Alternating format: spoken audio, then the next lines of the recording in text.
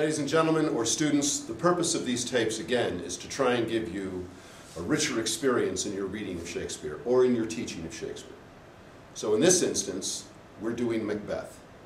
The end of Act 1, Scene 7, Macbeth has a soliloquy. Now, you need to put this soliloquy in some context. Macbeth is a warrior, and he is such a powerful warrior. We learn at the beginning of the play that he fought 2 battles in 1 day. He is so good that he cut his way through the surrounding guard to get to a rebel king and unseened him from the nave to the chops. This is a man who later in the play says, "I have steeped myself in blood." So he knows what that is like. He is utterly and completely fearless on the battlefield. And he fought those 2 battles in defense of King Duncan and his kingdom of Scotland. But what no one else knows is that Macbeth has also harbored an ambition to be king. And we learn about this when the witches speak to him and give him the prophecy, "Thou shalt be king," and he reacts to it as if he's startled. Not because he's never thought of such a thing, but precisely the opposite. I think it's because he senses they've almost read his mind. Deeper into the play, he thinks one of their prophecies has come true. He has been named a Thane in place of the rebel he killed. But he mistakes the witches for being more than they are. They do not control fate. They simply give suggestions. It's his actions that count. Now, this soliloquy is an argument. And here's how I want you to think of it. Don't think of it as one complete speech that he knows from start to finish what's going to come out of his mouth next. What he's doing is figuring something out.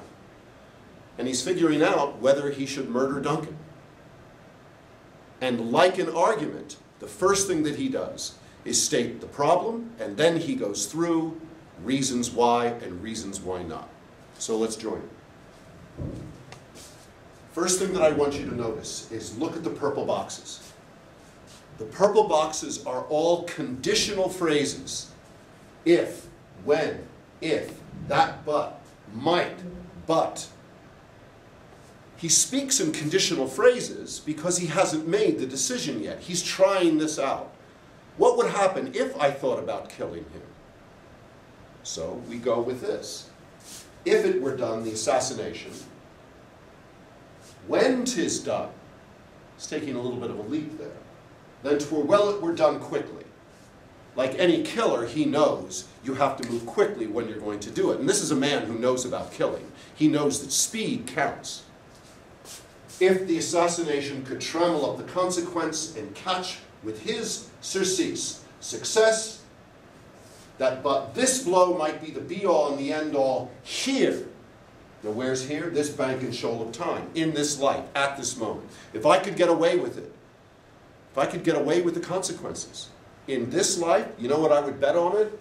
I'd jump the life to come. Now what does that tell you?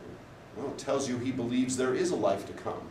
This is a man with a conscience. This is a man who knows there's a moral structure out there. He's not a sociopath. Iago in Othello is a sociopath.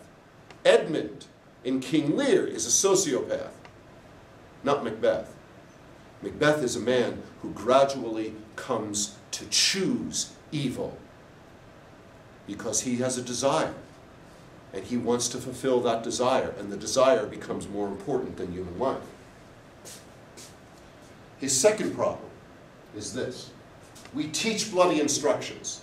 If I commit murder, being taught, return to plague the inventor.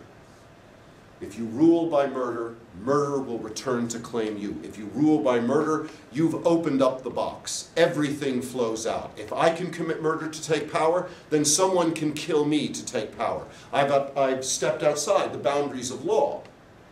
And I've stepped into fang and claw. I've stepped into a Darwinian world. Am I willing to do that? If I do it, this even-handed justice, the way that murder works, the way that I might be a victim, commends the ingredients of our poison chalice to our own lips. Now there's something else that's going on here that's very strange, and I want you to look at the pronouns. because you'll notice he's using the royal we already. Unconsciously, that's the way I have to think about it. It's almost as if, just for a moment, unconsciously, he has leaped into the persona of a king who would speak in the royal we, speaking of himself as well as his country, as well as his countrymen. And then he seems to catch himself, because he reverts back to first person. But he's also changing the argument now.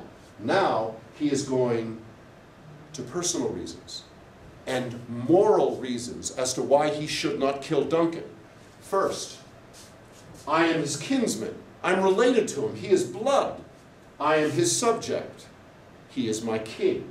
Strong both against the deed. Macbeth is not only contemplating murder, he's also contemplating regicide. Now understand something about regicide during this time. This is a crime not only against man, against his kingdom, against the people, it is also a crime against God. The king was ordained by God. He had the sign of the cross put on his forehead in whale oil in a cathedral by a bishop, by the representative of the Pope. If he chooses to kill him, he loses his soul. Then as his host, who should against his murderer shut the door, not bear the knife myself. I want you to think of a time before you have police forces. If you come to someone's house and he or she agrees to harbor you for the night, that person was morally responsible for protecting you against bandits who might try to break in and take your life, rob you, destroy you, whatever the case might be. That was the unwritten rule of hospitality. So this would be a third moral injunction that Macbeth would break. Now he gets to the qualities of Duncan himself. This Duncan hath borne his faculties so meek. This is a man who, even though he has so much power, he has used that power with humility. Duncan, in a sense, becomes almost a Christ figure. Hath been so clear in his great office, so without sin, so without corruption, that his virtues will plead like angels. Now, look at the verb. Will plead. Under what circumstances? If Duncan is being killed, something outside of Duncan. His virtues, he personifies them, will plead like angels trumpet-tongued against the deep damnation of his taking off. Notice the use of the word damnation. Macbeth knows he will lose his soul. He knows there's an afterlife. That afterlife has a hell, and his damnation is what he's tempting now.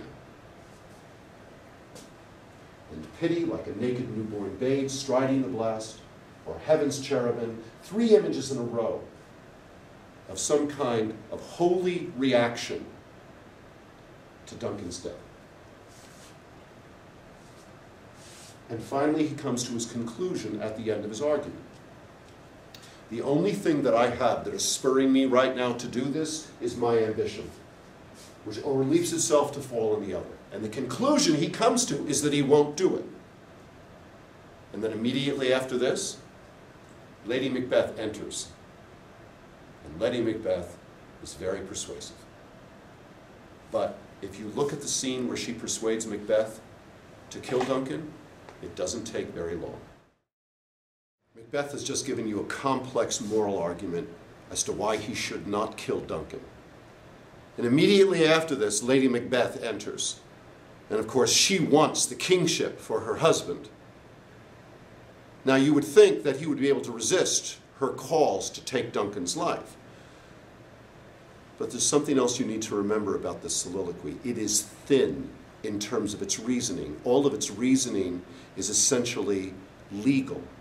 There's nothing in the soliloquy whatsoever that deals with an absolute physical repulsion to the act of murder itself.